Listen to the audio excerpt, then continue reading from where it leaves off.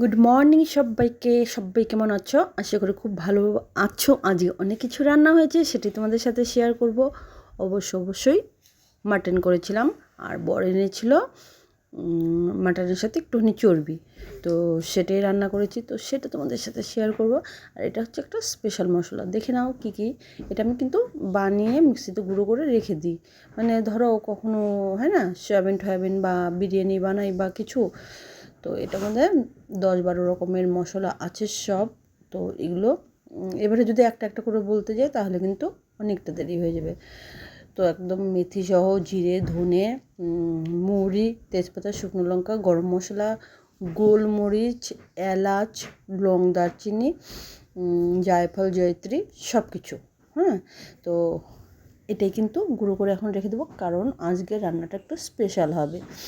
তো আমি দীপশিখা, north Bengal food channel থেকে তোমাদের সাথে অনেক রান্না করব।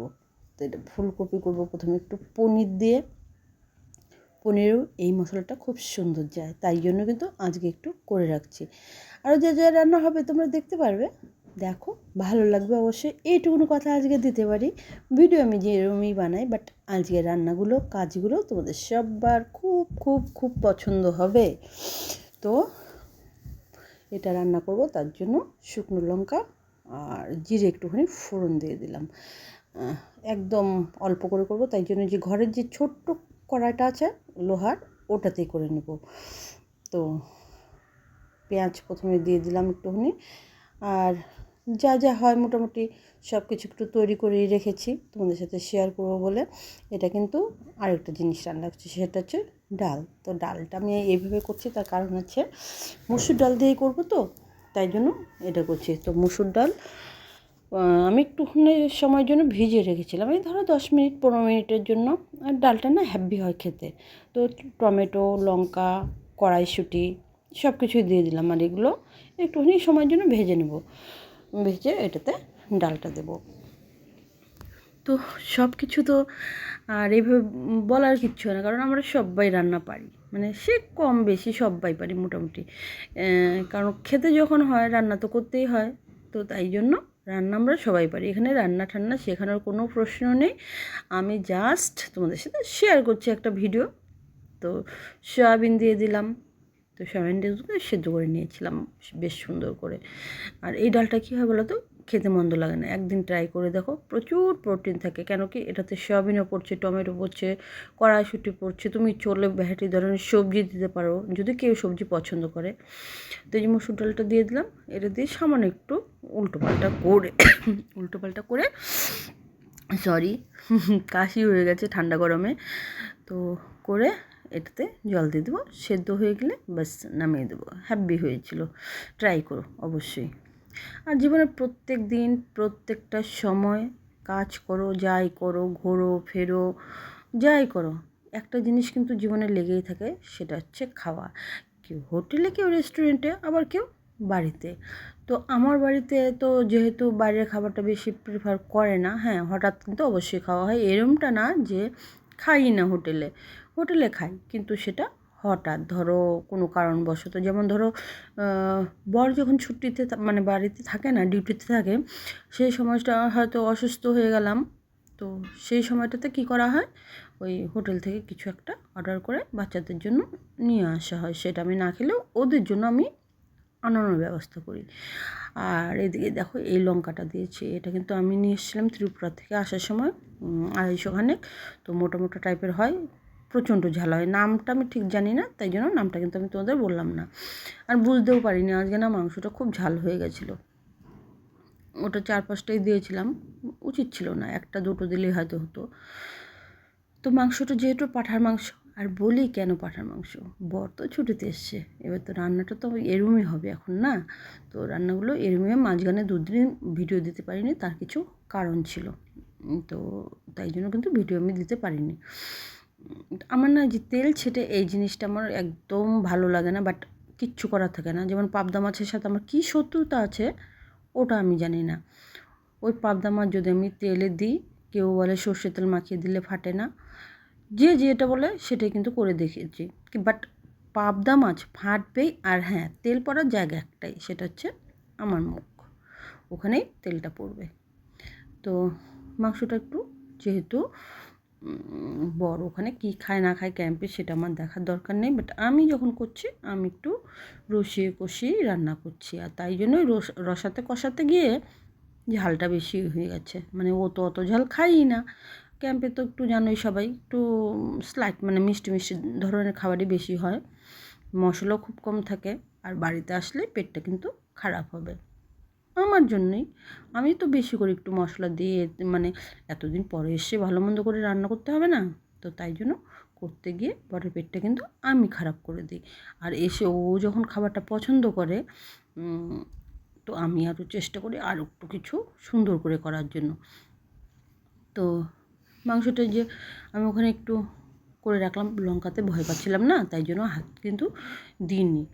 আর এদিকে যে টমেটো পেঁয়াজ একটু ভালো করে ভেজে ঠেজে নিয়ে একটু রসিয়ে কষিয়ে রান্না করব। আর এই রসানো কষানো খাবার খাইয়েই আমি বরের পেটটাও কিন্তু আজকে খারাপ করে দিয়েছি। ওই যে চর্বি এনেছে না, সেটা তো আবার বড়া করেছি শেষে, সেই বড়া খেয়ে তারপরে শুরু হয়ে গেছে অসুবিধা। তো চলো দেখো ভিডিওটা, আশা করি ভালো লাগবে। আর কাজের দায়িত্ব এখন আরও বেড়ে গেছে। হ্যাঁ, বাইরে যাচ্ছি না তো, বাইরে যাচ্ছি না, কিন্তু বাড়ির কাজটা প্রচুর হারে বেড়ে গেছে, কাপড় চোপড় বেড়ে গেছে, যেহেতু বাড়িতে থাকতে স্কুল যেতে হচ্ছে না আমাকে সেরকম একটা, ঘরের কাজের চাপও বেড়ে গেছে। স্কুল পুচুকে এখন ওর বাবাই নিয়ে যাচ্ছে, মানে কদিন থেকে এসছে পরে যে পরীক্ষা শুরু হয়েছে। আর পরীক্ষার টাইমটা ঠিকই আছে, পরীক্ষার টাইমটা দিয়েছে তোমাকে 1টার থেকে শুরু হবে আর কি, 12টা 40 রিপোর্টিং টাইম ছিল, তো 1টা থেকে পরীক্ষা শুরু হবে। তো তাই জন্য আমি বেশ একটা সময় পাচ্ছিলাম একটু ভালো মন্দ করে রান্না করার। সকাল থেকে রান্না করছি, বর বাজার করে দিয়ে চলে যাচ্ছে, আর পুচুকে ওই সময়টাতে ভাতই খাইয়ে পাঠিয়েছি, আর অন্য কিছু খাওয়াইনি। রোজ দিনই একটু করে ভাত, হয়তো ডাল বা অন্য কিছু এই করেই খাইয়েছি।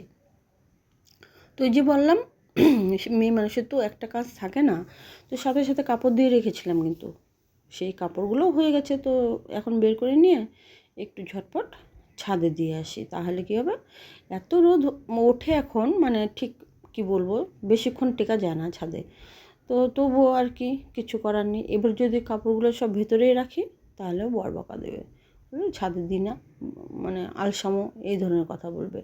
যে বড়াটা করবো বলে একটু চালের গুঁড়ো, একটু তোমাকে ময়দা, আর আমি কিন্তু পেঁয়াজ ঠেয়াজ কুচি দিইনি, শুধু কাঁচা লঙ্কাই দিয়েছি কয়েকটা।